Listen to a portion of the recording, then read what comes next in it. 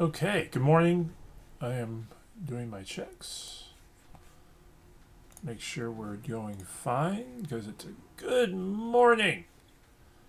I'll explain that in a little bit as soon as I figure out that we're streaming okay because we weren't Friday inexplicably. Okay, good morning. I am okay. We are good to go.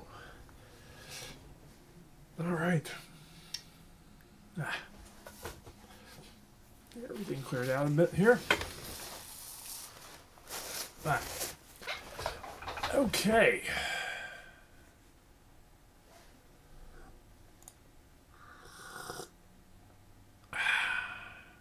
Good morning. It is a good morning. Welcome to Coffee and Resales. My name is Ryan. I pick up things from yard sales, garage sales, thrift stores, and such, and flip them online.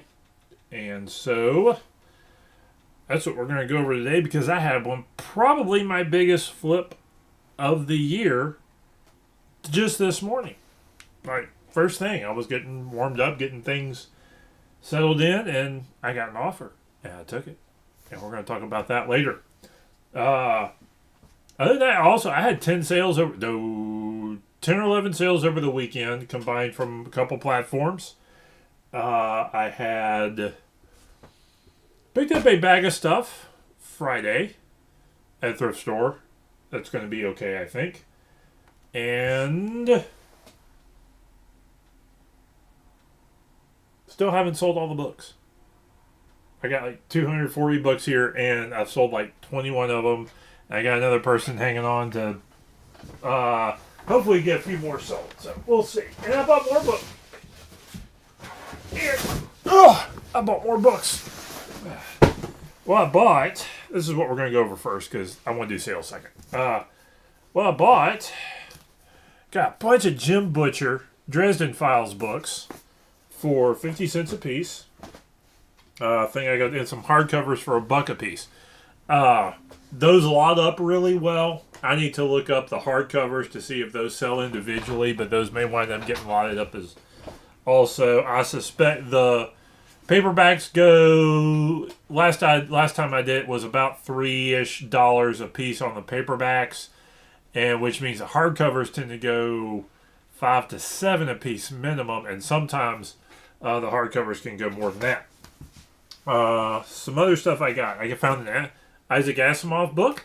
Asimov lots up well, and I think I've got like one or two others already.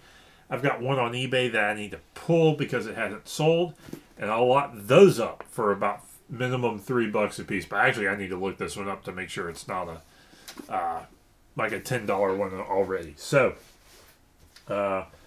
another book.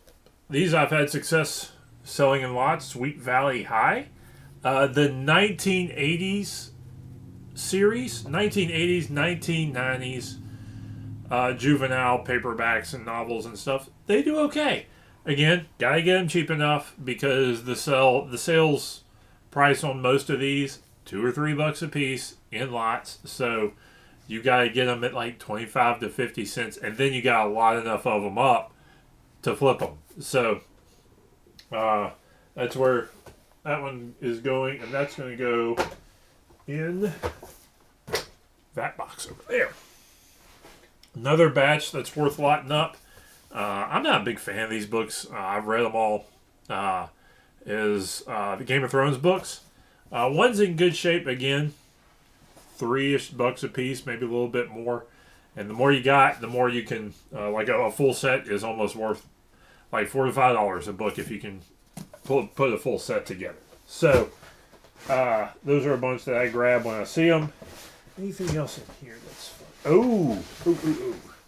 This is a good one. I think I saw comps on this one like $20 to $30 range. And it's real pretty. The Prayer Book of Michelino da Besosa.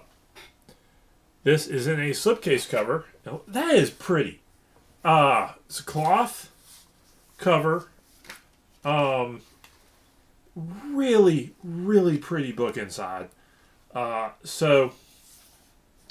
It is, this is $1. So Look at it on the slipcase. And so this was going for a really decent bit, and this is in really good shape, no markings. So, kind of excited about that one. Need to get that one listed today. Once I get everything else dealt with. So, that's a blowing through that, but that's pretty decent finds on Friday. Did I find any other? I think that was it. That's all I pulled out of my truck anyway. Was that batch of books. So, on to the sales. Good sales day. Let's see here. Pulling them up. Right now I'm sitting at 11 sales, but that's because of the big one this morning, and I had one finalized on Facebook Marketplace. The guy sent me the money, so it's always good when the guy sends you the money. All right. Let's go kind of low to high here. All right. T-shirt. This is a women's LuLaRoe. Randy? That's that baseball style 3/4. This is $8. Baseball style 3/4 sleeve T-shirt. $8. Picked it up. Maybe $1. At I think that Last Chance Goodwill. So made a couple bucks. I'm starting to come around to I may stop doing clothing unless it's a clear like. I'm going to definitely get $20 or more, or a really good chance at that, because it just doesn't seem to be, other than a couple things that I know I can grab and flip pretty quickly. They just sit too long. I mean, it's like book. If I want something to sit that long, I'll buy books. Next, again, like I said, this is a good find, and I've talked about this before. This is a WWE T-shirt for,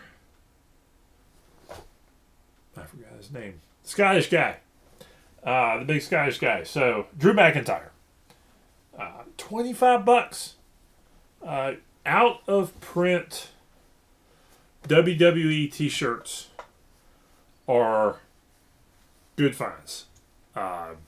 There actually is a little, and like real WWE ones, there's actually a little bit of a problem I saw. I think I saw a reprint, like a sort of a knockoff company reprint of this shirt out there. But that's the real thing. That's a real WWE shirt. I got $25 for that. I got a couple other WWE shirts out there. So they're good stuff to snag. So I got another wrestling sale today too. I want to pull that out right now. This I think was $8 or $9. I think at one point it was higher. And it actually may go up in value as a collector's item. It's just a coloring book. And it was clean, and it has in it got a lot of guys who aren't wrestling as much anymore. It's got Undertaker on the cover. Rock, Big Show, Randy Orton on the back, and completely clean. I think it's got CM Punk in it, and he had, with his recent return, there's some interesting value on this. So there's also something about guys who aren't wrestling anymore or as much. Their merchandise kind of rises up in value a little bit. So the real good finds are like the Attitude Era stuff, late 90s, early 2000s. That's and the old classic WWE Hogan Ultimate Warrior era stuff tends to that holds a good chunk of value. Next up, we'll do this one because I think it was only $8 or $9. Let's see. Yep, $8. This is Danny Dunn in the anti-gravity paint, which would be really interesting if that worked. 1950s, 60s boys series, kind of Hardy Boys, that era genre type stuff. So this would have been a lot better if I had like 2 or 3 and like 3 for $20 or something like that. I think I could have gotten. So, but $8 for that. Good clean condition. Would have been worth more if it had a dust jacket on it. More t-shirts. Picked this up a couple weeks ago. This is a what if. It's in the box, still wrapped in a cellophane. It was like a t-shirt in a box. Okay. $12. I think I paid $3 or $4 for it. So that was a neat little find. Always nice to find new in-box stuff for that can sell for cheap because quality's there. It's easier to sell. So all wrapped up, $12 for, and this is a 2XL t-shirt in here too. So good size to grab. Next up, old book, late 1800s. Let's see the description on this.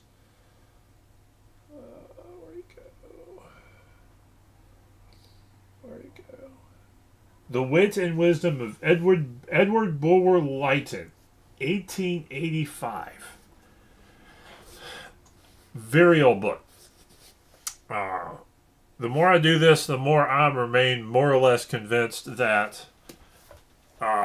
you can find a buyer for any book, probably pre-1930s or before, for $8 to $10 minimum. If I had an antiques booth, I'd have a whole shelf of stuff, and I think that they would do okay. But this one was, how much was it? $10. $10 out the door. So that was a fun sale. I always grab old book. You see, it's in good condition. I think the binding's still pretty decent. I think is that loose? No, that's a. Oh, I'm keeping that in there. Just an old piece of notebook paper written on. But it was good. It was a clean copy. Good binding. Good cover. That book, that type of book, that old, will typically sell. So, good flip there. Next up, book bundle. This is Thoroughbred, 1980s, 90s, girls' books about horses. Because girls like to ride horses. And so this lot went for $12. I picked them up minimum 50 cents a piece. I may have gotten some of them cheaper. So that's $250 after shipping. I'll make $2 or $3. So throwing it in, getting it out, that'll be good. Next, Christmas stuff. This I think sold for $12. Hoping a little bit more for it, but yeah. So this is all like 1950s, 1960s Christmas stuff. Sold a bundle of it. All real lightweight. It's all ornaments. So about 8-10 pieces in here. That those some of that was on the Christmas tree when I was a kid. Just didn't need it anymore. So make a few bucks off of that. And so you can see that out. Finally, not finally, but another good sale. Actually, not finally. I got two more things to go over. Probably my two other high-priced stuff this week. Where'd you go? Yes, Legend of Zelda, Phantom Hourglass, Primus Collector's Edition Strategy Guide, $32. These Primus Strategy Guides, the paperback ones that get real beat up fast, those tend not to do great. Hardcover ones, though, they have maps. They have a few more neat things. They look cool. So these things tend to sell a lot better. So it's almost one of those. It's like it's like it goes from zero to a bunch, because I've sold like $50, $70 price Prima guides before on the hardcover stuff. So these are worth grabbing. And this one had the map in it. I got this last week. So had the map in it. Good thing sell fast. So good to see that. Good to see that. Make a quick buck. Next, one of the things I'm always preaching about. Now, I've had a good run the last, I want to say I've had 4 things like this sell over the past month. And 3 of them were really fast sales. This is a Starsky and Hutch. I'm just going to pull it out. I'm going to pull it out the bag. The Starsky and Hutch Gran Torino unfinished model kit. I think it had all the parts, has the decals, did not have the box with it. $25. It was I think it is a discontinued model. And that's why it goes it's a muscle car, popular show, discontinued item. So that's why I think it went pretty quickly. I always pick up, I think I got it for, I think that was a $3 purchase. $2 to $3 for a model that looks complete with like parts still on the parts trees. Grab them every time. You can even lot some of that unfinished models up if you've got some like, these are like 2 or 3 boxes of a bunch of parts. Sometimes you can sell those for a pretty decent price, because sometimes there's model builders who either need the parts, do customizing stuff. I think that sometimes the engine model part can be desirable, because sometimes, like, if you get some of the a model of a big motor like a 454, some of those big motors, I think don't get made as much, or they're harder to find sometimes. So sometimes you can get or particular models that have particular molds of certain motors. Guys want them, so sometimes those are why they're worth picking up. So, oh man, now we're to the big boy. 2 cups. Picked this up at Goodwill for $25. I followed a general rule was sort of that follow your nose, follow your instincts, and look things up. Because if it looks funny and you're not sure, it may be worth eyeballing. That's what this falls on. This boy, it is a slide and ride. It's like a car stool. It folds, well made, folds out and sits like on the side of a car, and I'm not entirely certain what it really is specifically for. Maybe to help people get in and out of cars. I don't know. I'm really not sure. I may have to look that up. But I looked it up and I went, ooh, hold on a second. That's a thing. Funny looking mechanical thing that has specific purpose. $350 sale. I'm going to ship that UPS. I'm going to get it boxed up. Probably first this morning. I need to go hunting a little bit to see if I can't find some styrofoam, I think, to make it secure in the box. But that thing, that's probably my biggest sale of the year. I thought it would go quick. Comps were actually a little bit higher than, there were some comps in the $400+ range, but I think some of those were new. So I decided, and I had one person showing serious interest in it. So, and they finally came up. They started like $200. I was like, no, not gonna happen. And if I wait a month, will I get another $50, $70? Maybe. Is it worth waiting another month for $50, $70? Not really. Not to me on that. Not like so let's get it out, get moved, and move on. It's a big thing. It takes up room. It's still good profit. So I was happy to see that out. So just follow your instincts sometimes. If it looks weird, if you don't recognize it, if it looks like I also pinged like, is this a medical type thing? The answer was yes.